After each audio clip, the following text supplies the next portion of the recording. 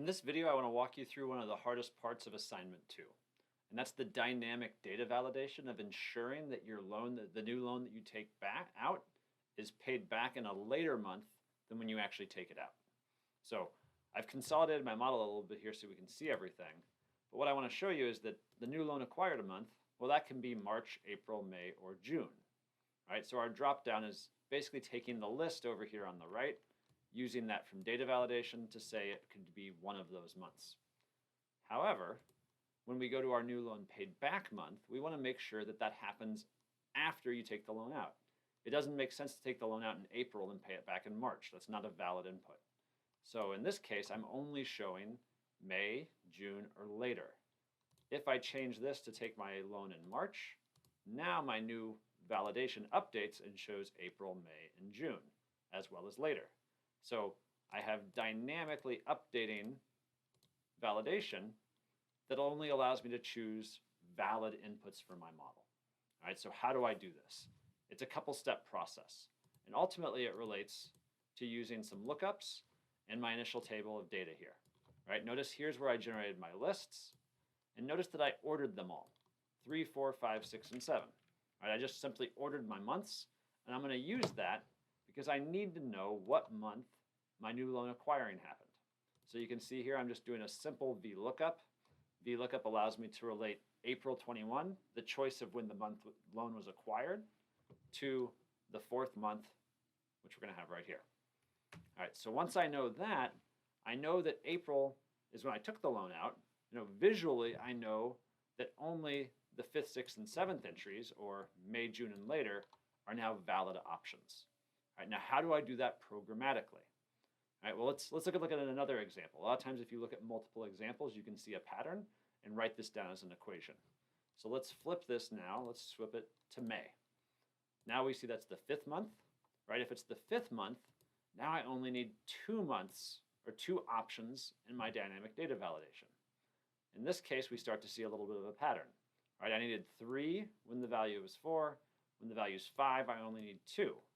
So the equation here is that if we take 7, the total number we have, and we subtract off this lookup value, we know how many different options we need to show to the user.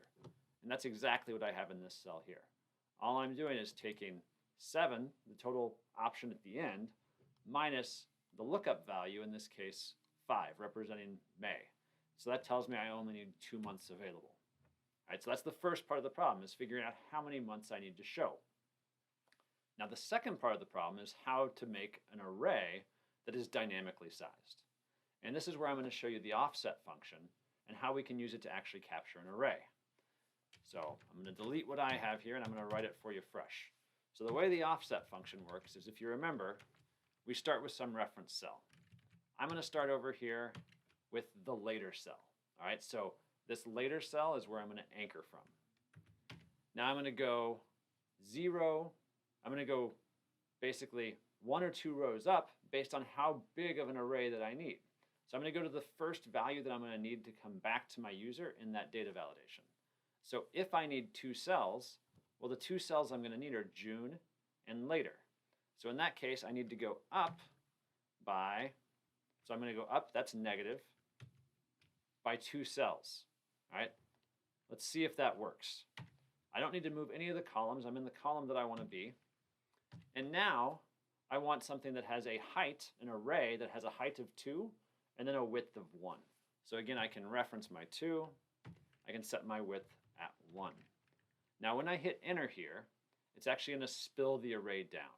And the reason is because I set the array to be a height of 2, which is driven by that parameter.